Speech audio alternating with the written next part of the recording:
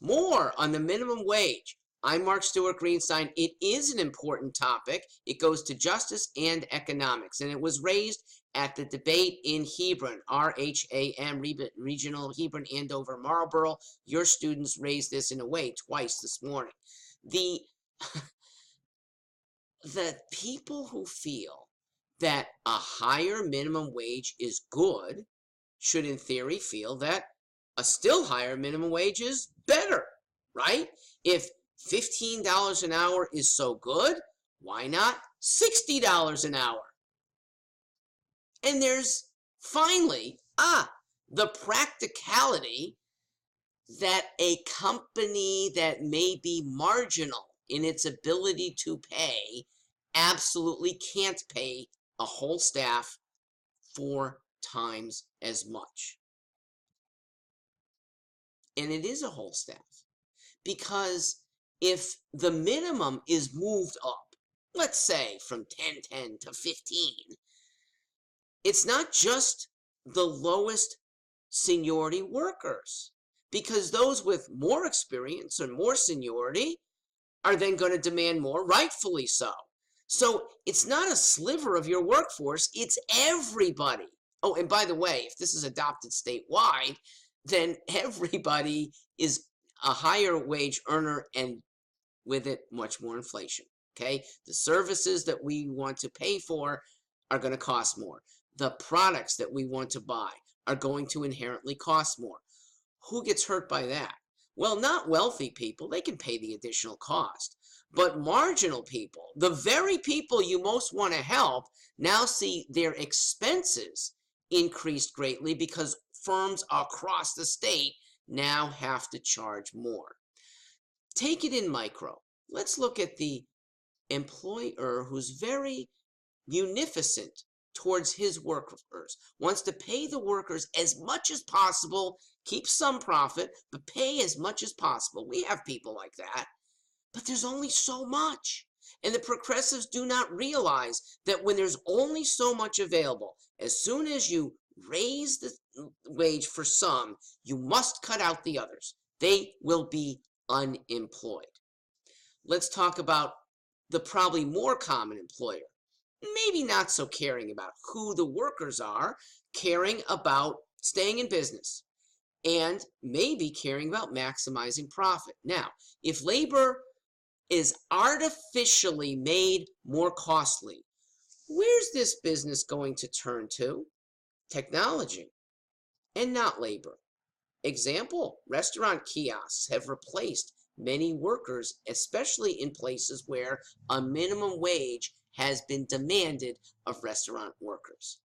Let me turn to a living wage. This actually has more merit in theory, but even less in practicality. The living wage says companies should be paying workers for basically what it costs them to live.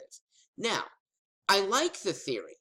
It shows a dignity for each worker, and it shows an attempt to keep people from being marginal, from worrying about, what happens if I miss even one paycheck because of illness? Here's the problem. The beautiful theory of uplifting runs against reality, because a living wage, higher than a minimum wage, it costs a lot more for almost everyone to live than what the lower rung people can be paid. Raising that to a living wage is inherently unfair, because the same worker, the engineer who's single with no dependents, same skills, is now paid maybe 1/6 of what the worker who has a wife and 4 kids and the same skills is going to get paid. That second worker has a higher living cost.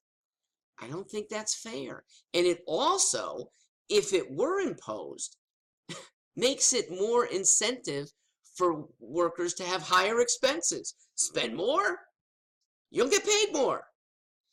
Now, the progressives will say, well, we can regulate that. You can only spend 3% more per year unless you have a new child. But that new child, if he's autistic, it's going to have a 5%.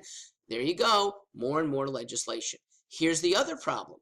You end up incentivizing an employer to only hire the single person with no family because that would have a lower cost of living for the single and therefore a lower required pay.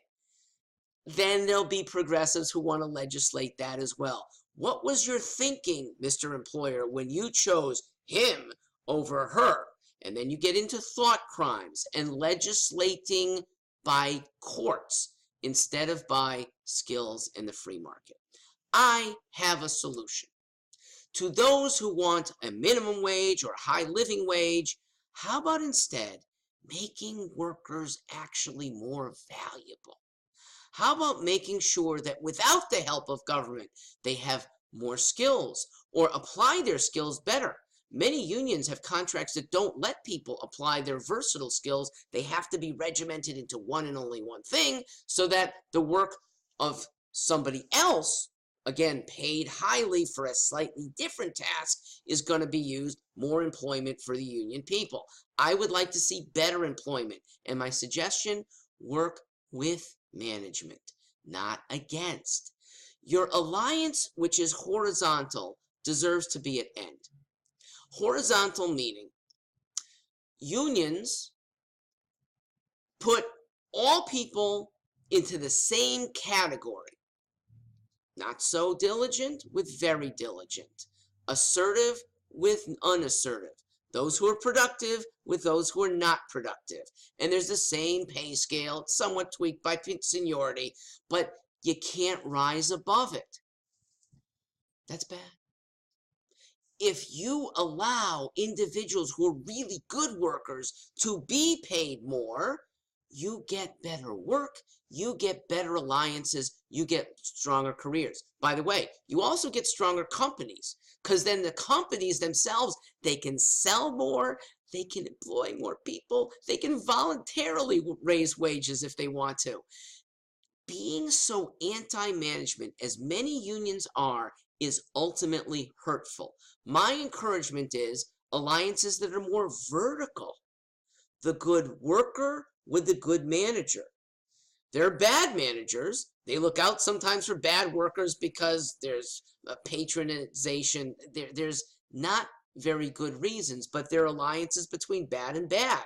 If you make alliances between good and good, everybody is better off. So the people that are taking long breaks at work, the people who want to play cards instead of do diligent work, the people who want to just watch while somebody else is manning a power tool outside, they're the ones who shouldn't be protected.